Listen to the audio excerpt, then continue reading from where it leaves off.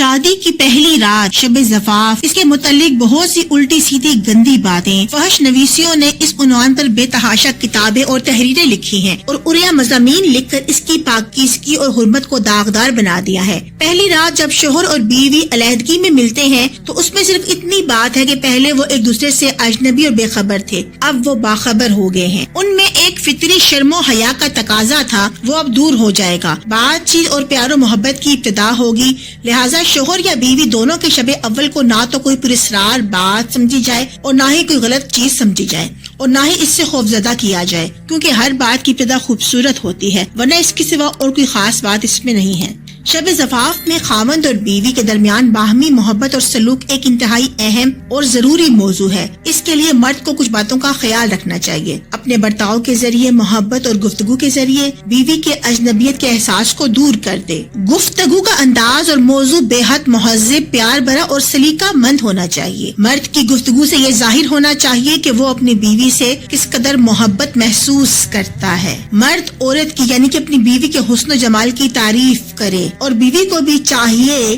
کہ وہ اس بات کا مکمل طور پر خیال رکھے کہ اب اس کا شوہر، اس کا مجازی خدا ہی اس کے لیے سب کچھ ہے۔ شوہر سے اپنی اپنائیت کو ظاہر کرے، شوہر کی ہر بات کا کھل کر خوبصورتی سے جواب دے، ہنسے کھیلے اپنے شوہر کے ساتھ۔ چھیڑ چھاڑ کرنے کے لیے خامد کو حوصلہ دینا چاہیے۔ شب زفاف کا پہلا ادب یہ ہے کہ مسنون نکاح کے بعد شوہر کو چاہیے کہ اپنی نئی نویلی دلہن کے ساتھ اچھے سے پیش آئے، اس کا دکھ درد اور غم کم کرنے کی کوشش کرے، اس کا دل بہلانے کے لیے اس سے لطف و سرور کی خوبصورت دل لگی کی باتیں کرے، ہنسانے والے کلمات کہے، اسے تحفے تحائف دے تاکہ اسے اپنی محبت کا اظہار کر سکے، کھانے پینے کی چیزیں پیش کرے، اگر دودھ ہو تو بہت ہی عمدہ اور بہتر بات ہے۔ شوہر پہلے خود کچھ کھا پی لے اور پھر اپنی بیوی کو بھی کھلائے پلائے، یعنی کہ دونوں میں سے ایک پہلے پی لے اور پھر دوسرا بعد میں پیے، اور یہی ہمارے نبی کریم صلی اللہ علیہ وآلہ وسلم کی سنت ہے۔ اسما بنت یزید بن سکن بیان کرتی ہے، میں نے رسول کریم صلی اللہ علیہ وآلہ وسلم کے لیے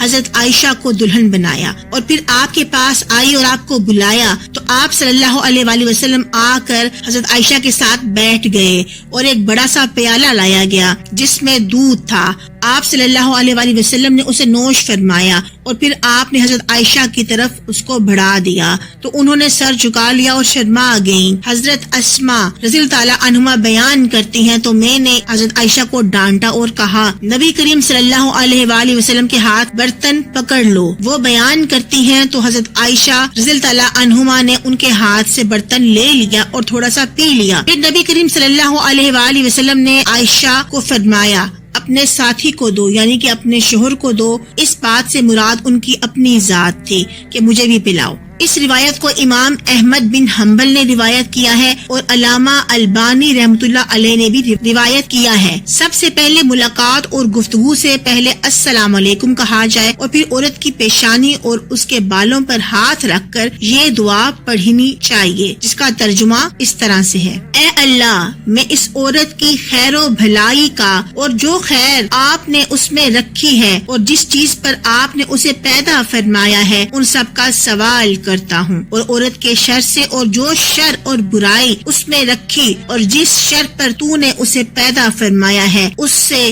تیری پناہ چاہتا ہوں۔ یہ بھی آداب میں داخل ہے کہ اول شب زفاف میں میاں بیوی کا ازدواجی تعلق قائم کرنے سے پہلے 2 رکعت پڑھنا مستجب ہے اور یہ نماز نفل ہے اور اس کا ثبوت احادیث سے ملتا ہے اور یہ خیر و برکت اور میاں بیوی میں باہمی الفت و محبت کا ذریعہ ہے۔ طبرانی اور شیبہ میں یہ روایت ہے کہ ایک شخص عبداللہ ابن مسعود کے پاس آیا اور کہا کہ میں نے ایک کنواری لڑکی سے نکاح کیا ہے، مجھے ڈر ہے کہ کہیں وہ مجھے ناپسند نہ کرنے لگے۔ تو آپ رضی اللہ تعالیٰ عنہما نے فرمایا، الفت اللہ کی طرف سے ہوتی ہے اور بغض شیطان کی جانب سے ہوتا ہے، تاکہ اللہ تعالیٰ نے جو چیز تیرے لیے حلال کی ہے وہ تیرے لیے پسندیدہ ہو جائے۔ جب تو شب زفاف میں بیوی کے پاس داخل ہو تو اس کو حکم دے کہ وہ تیرے پیچھے 2 رکعت نماز نفل ادا کرے، پھر اس کے بعد اللہ سے دعا مانگے گا تو وہ تیرے لیے حلال ہے اور تیرے لیے پسندیدہ ہے۔ حضرت ابو ہریرہ رضی اللہ عنہما کا واقعہ ہے کہ حضرت عبداللہ بن مسعود نے ان کو